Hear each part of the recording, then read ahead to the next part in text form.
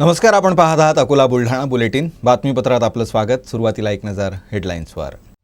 News headlines brought to you by Marcus, the ready-made multi-branded showroom, LRT College Road near Mr. Denim Menswear, Ratanlal Plot, Akola.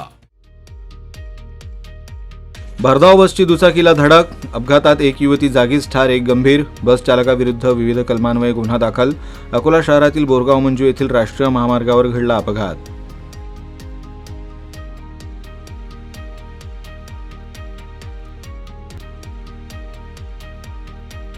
Akola जिल्ह्यातील बाळापूर तालुक्यातील शेतकरी धडकले वीज वितरण कार्यालयावर. अधिकाऱ्यांसमोर शेतकऱ्यांनी वाचला समस्यांचा पाढा.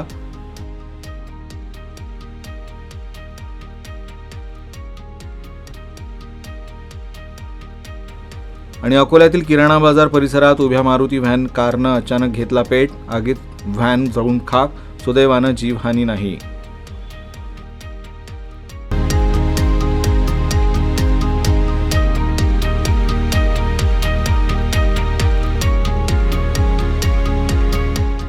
अकोला जिल्ह्यातल्या बोरगाव मंजू येथील राष्ट्रीय महामार्गावर एका भरधाव बसनं दुचाकीला धडक दिली. या अपघातात एका युवतीचा घटनास्थळीच मृत्यू झाला तर एक जण गंभीर जखमी झाला.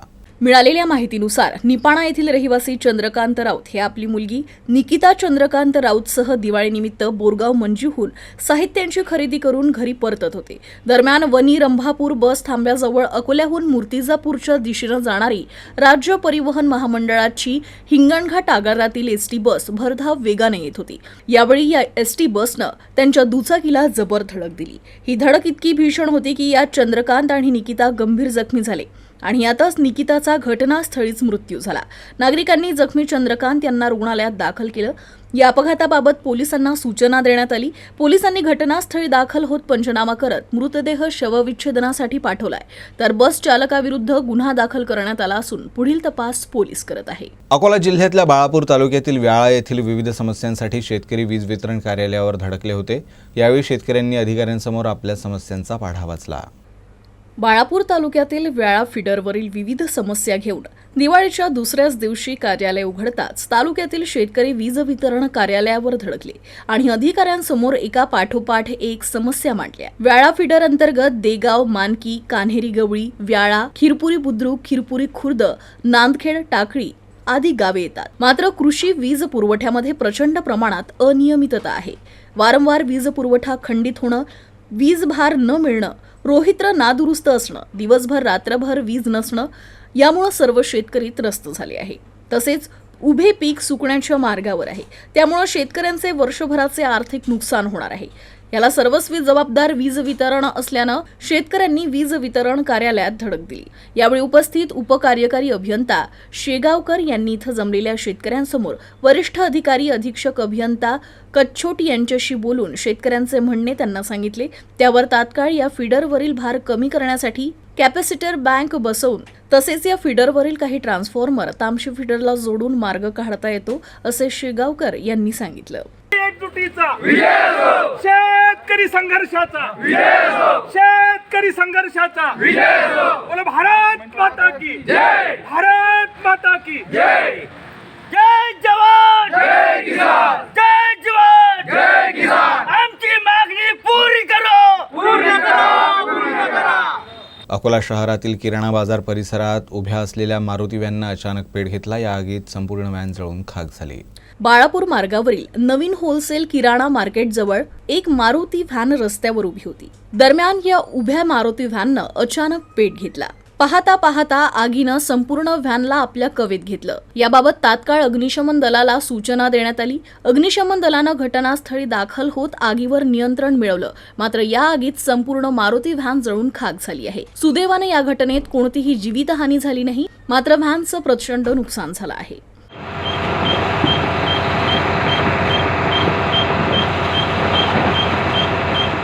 अकोला शहरातील अकोट मार्गाच्या दुरुस्तीसाठी प्रहार शेतकरी संघटनेच्या वतीनं ठिय्या आंदोलन करण्यात आलं. यावेळी शेकडो कार्यकर्ते उपस्थित होते.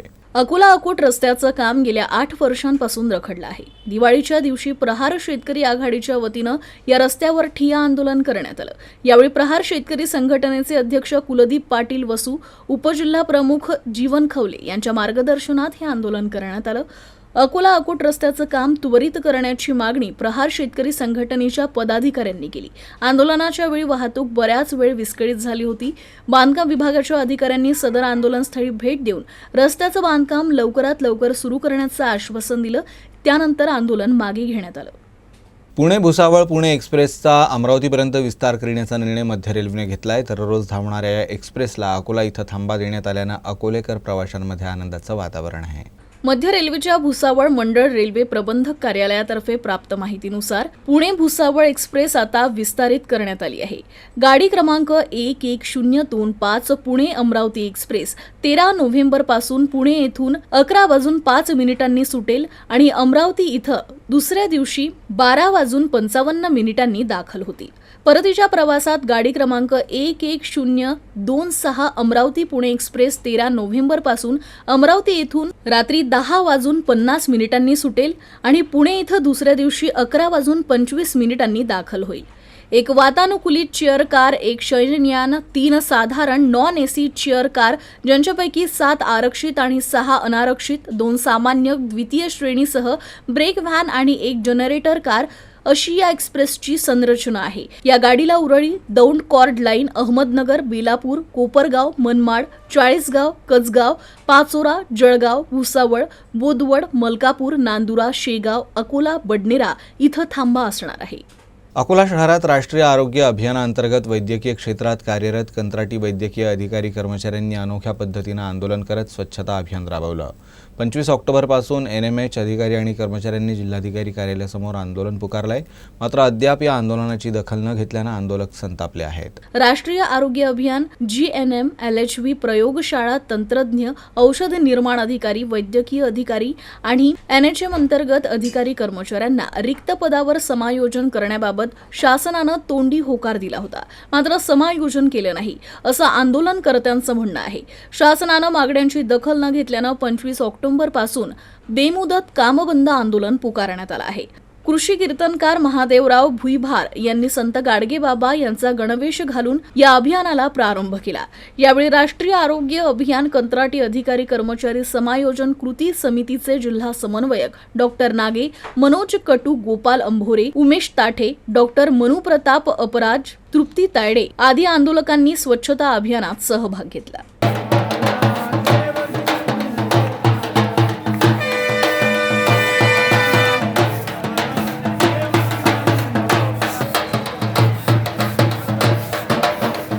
बातमीपत्रात वेळ झाली विश्रांतीची. तुम्ही पाहत रहा UCN न्यूज. पापा, इतनी बारिश में बाहर कहाँ जा रहे हो? अरे बेटा, वो अपने UCN का रिचार्ज करवाने जा रहा हूँ. अरे पापा, रिचार्ज के लिए UCN की ऑनलाइन रिचार्ज की सुविधा उपलब्ध है. हाँ? क्या बात कर रही हो? हाँ पापा, आप फोन पे, गूगल पे, पेटीएम ऐसे किसी भी UPI ऐप से ऑनलाइन रिचार्ज कर सकते हैं और आपके द्वारा किया गया पेमेंट आपके केबल सर्विस प्रोवाइडर तक इमीडिएट पहुंच जाएगा. और तो और भारत सरकार ने भी अब 5,000 से ज्यादा के पेमेंट को ऑनलाइन अनिवार्य कर दिया है. अब ऑनलाइन रिचार्ज से UCN का हर पेमेंट होगा आसान और बेहतर. तो डिजिटल तकनीक चुने और हमें सहकार्य करें.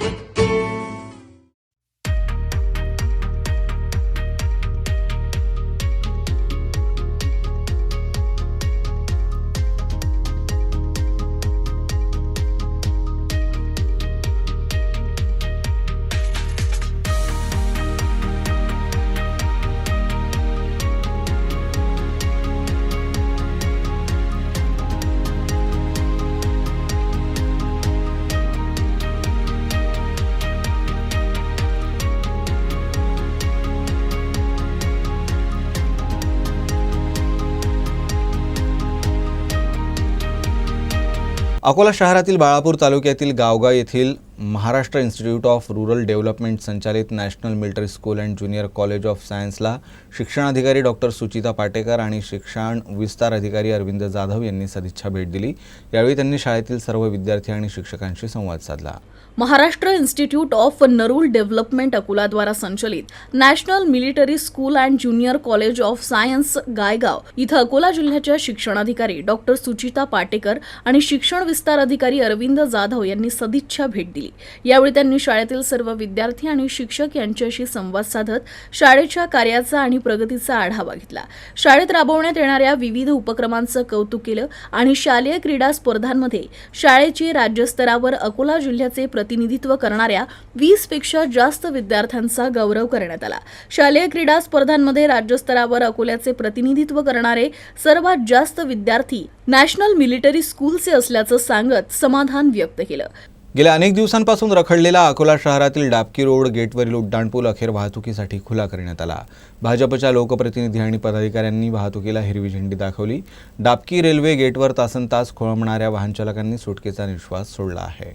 जुने शहरातील डाबकी रोड मार्गे गायगाव, निमकरदा, पारस, निंबाफाटा, हातरून, शेगाव यासह तेल्हारा, जळगाव, जामोद आदी गावांची वाहतूक सुरू राहते। दक्षिण मध्य रेल्वेच्या व्यस्त वेळापत्रकामुळे डाबकी रेल्वे गेट सतत बंद राहत असल्यामुळे वाहन चालकांना अनेक तास ताटकळत उभं राहावं लागतं। यामुळे खासदार संजय धोत्रे यांनी केंद्रीय मंत्री नितीन गडकरी यांच्याकडे उड्डाणपुलाचा प्रस्ताव मांडला होता। या प्रस्तावाला मंजुरी देत केंद्रीय रस्ते विकास निधी अंतर्गत 25 कोटी रुपये प्राप्त झाले होते। पुलाच्या डिझाईनमध्ये रेल्वे विभागाच्या नियमानुसार बदल करावा लागल्यामुळे पुलाचं काम रखडलं होतं। आवश्यक असलेला निधी प्राप्त झाल्यानंतर उड्डाणपुलाचं काम पूर्ण करण्यात आलं। आता हा पूल वाहतुकीसाठी खुला करण्यात आलाय। या प्रसंगी अनुप धोत्रे यांनी हिरवी झेंडी दाखवली। यावेळी प्रमुख अतिथी म्हणून आमदार वसंत खंडेलवाल, आमदार रणधीर सावरकर, भाजप जिल्हाध्यक्ष किशोर मांगटे पाटील, महानगर अध्यक्ष जयंत मसने आदी उपस्थित होते। अकोला जिल्ह्यातील बाळापूर तालुक्यातील मनारखेड इथं नौखेडी पाणी पुरवठा कामाला सुरुवात झाली आहे। सरपंच रंजना शेळके यांच्या हस्ते भूमिपूजन करून कामाला सुरुवात झाली। बाळापूर मतदारसंघाचे आमदार नितीन देशमुख यांच्या अथक परिश्रमानं मंजूर झालेल्या 69 खेडी पाणीपुरवठा कामाची सुरुवात बाळापूर तालुक्यातील मनारखेड इथं सरपंच रंजना मनोहर शेळके यांच्या हस्ते भूमिपूजन करून करण्यात आले।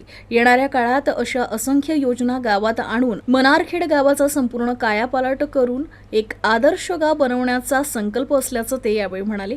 गावाच्या विकासासाठी कुठलाही निधी कमी पडणार नाही। गावातील गरजू गोरगरीब जनतेचे संपूर्ण काम कुठलाही भेदभाव न करता आपण मार्गी लावू असा विश्वास यावेळी सरपंच रंजना शेळके यांनी नागरिकांना दिला। अकोला शहरात विवाहितेचा छळ केल्याप्रकरणी तिच्या सासरच्यांविरुद्ध पोलिसात गुन्हा दाखल करण्यात आला असून पुढील तपास सुरू आहे। फैजिया परवीन यांच्या तक्रारीनुसार 2022 मध्ये त्यांचा विवाह अंजनगाव सुर्जी येथील मोहम्मद मोहसिन बेग असलम बेग यांच्यासोबत झाला होता। विवाहानंतर काही महिने चांगली वागणूक मिळाल्यानंतर पती मोहम्मद मोहसिन बेग, सासरा मोहम्मद असलम बेग, सासू नाजमीन बी मोहम्मद असलम बेग, दीर मुजम्मिल बेग यांनी क्षुल्लक कारणावरून विवाहितेला शिवीगाळ करून त्रास देण्यास सुरुवात केली।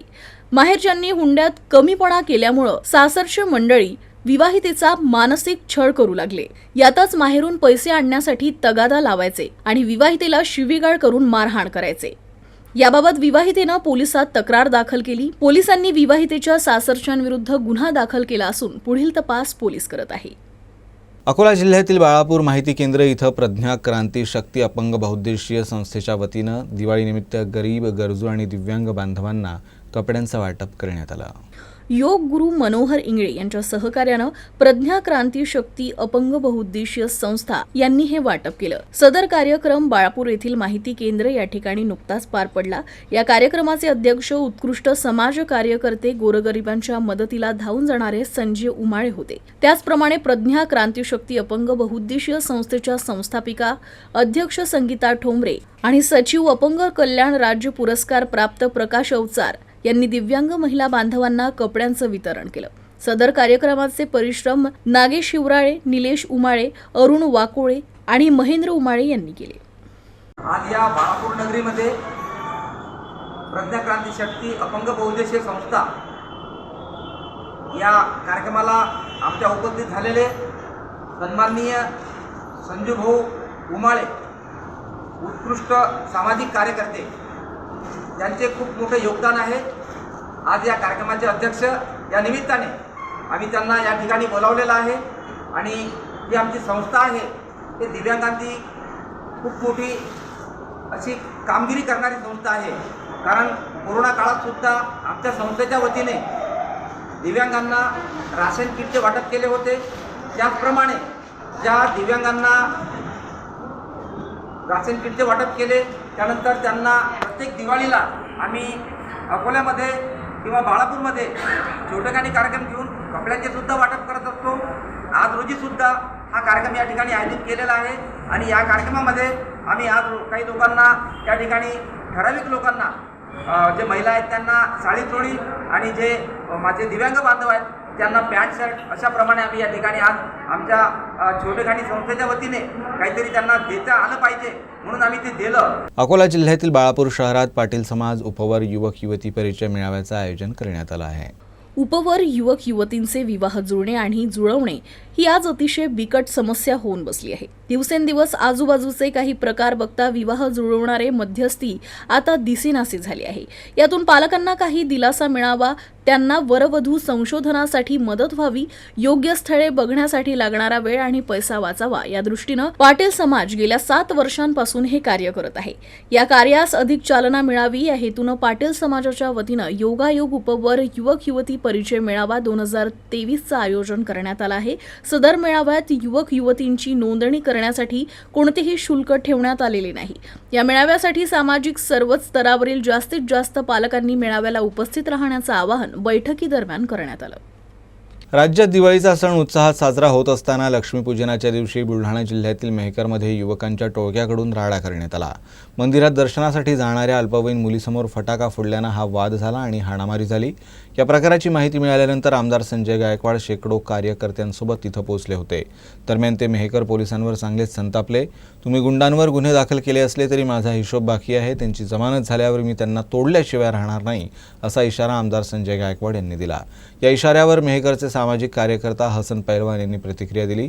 कोण तोडणार आणि कोण तुटणार हे काळच सांगेल अशा शब्दात त्यांनी आमदार संजय गायकवाड यांना चॅलेंज केलं आहे. मेहकरमध्ये माझी बाची आणि माझे भात जावई यांच्या परिवारावर या इकडच्या काही मुस्लिम टोळक्यांनी हल्ला केला आणि द्वेष केवळ धर्माचा आहे की या ठिकाणी सकाळ संध्याकाळ देवाची गाणी का वाजवतात, छत्रपती शिवाजी महाराजांचा स्टेटस का ठेवतात, एवढ्याकरता गेल्या अनेक दिवसापासून अनेकांना त्यांनी मारहाण केली. पण या लोकांनी गुन्ह्यागोविंदन राहू म्हणून कोणी तक्रार पण केली नाही. या सगळ्या गोष्टीला मी सगळा धर्म जबाबदार आहे किंवा समाज जबाबदार समजत नाही. पण ज्या माजऱ्या टोळक्यांनी हा प्रकार काल केला आणि खरोखर हे परिवार एवढं साधं सुद्धा की यांचा राजकारणाचा काही संबंध नाही, हे शिकणारा परिवार आहे आणि यांनी इतके मोठमोठे दगड त्या परिवारावर घातले आणि जीव घेणा हल्ला त्या ठिकाणी केला, मुलींवर विनयभंगाचा प्रयत्न केला. आणि आता पोलिसांनी जरी गुन्हे दाखल केले असले तरी मी या व्हिडिओच्या माध्यमातून सांगतो की जर काल रात्री दिवाळी नसती तर मी इथं येऊन यांची काय चिरपाड केली असती त्याने डोळ्यात पाहिलं असतं. शेवटी आम्ही पण शिवरायांचे मावळे आहोत, पण मी टाळलं की उद्या पोलिसांची दिवाळी खराब होणे, जिल्ह्याची दिवाळी खराब होणे, जिल्हाभर भानगड होणे म्हणून मी टाळलं. पण या लोकांची ज्यावेळेस जमानत होईल त्यावेळेस माझा हिशोब बाकी राहील आणि हे जेवढे कोणी असतील मी एकालाही तोडल्याशिवाय राहणार नाही.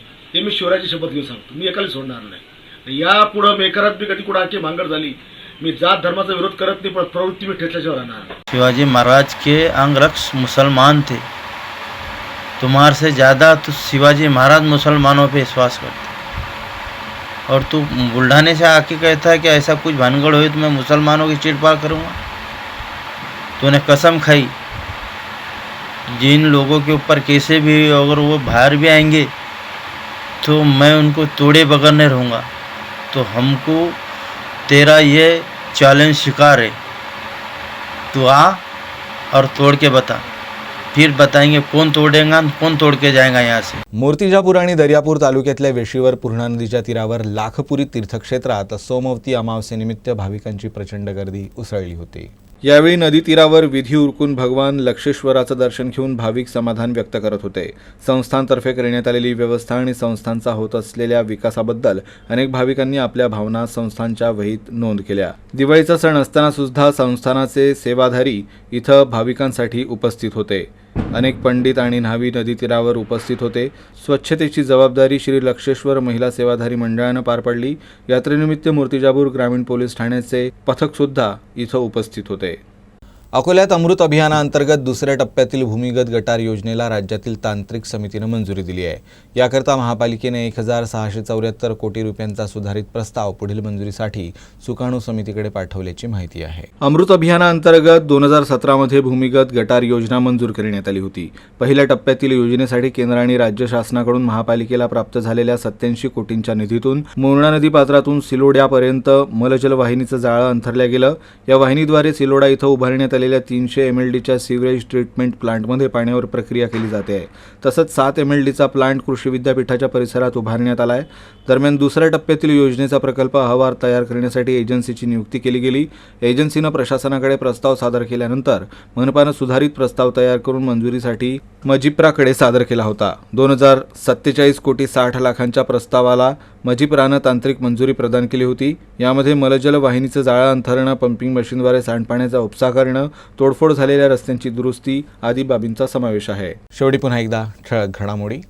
News headlines brought to you by Marcus, the ready-made multi-branded showroom, LRT College Road near Mr. Denim Menswear, Ratanlal Plot, Akola. भरधाव बसची दुचाकीला धडक, अपघातात एक युवती जागीच ठार, एक गंभीर. बस चालकाविरुद्ध विविध कलमान्वये गुन्हा दाखल.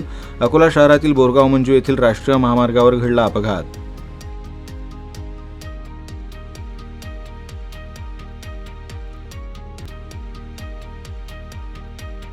अकोला जिल्ह्यातील बाळापूर तालुक्यातील शेतकरी धडकले वीज वितरण कार्यालयावर. अधिकाऱ्यांसमोर शेतकऱ्यांनी वाचला समस्यांचा पाढा.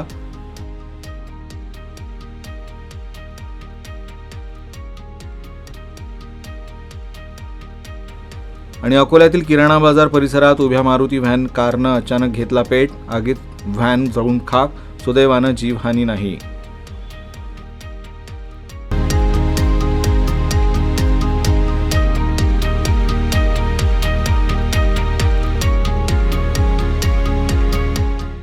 अकोला बुलढाणा बुलेटिनमध्ये बस इतकंच. नमस्कार.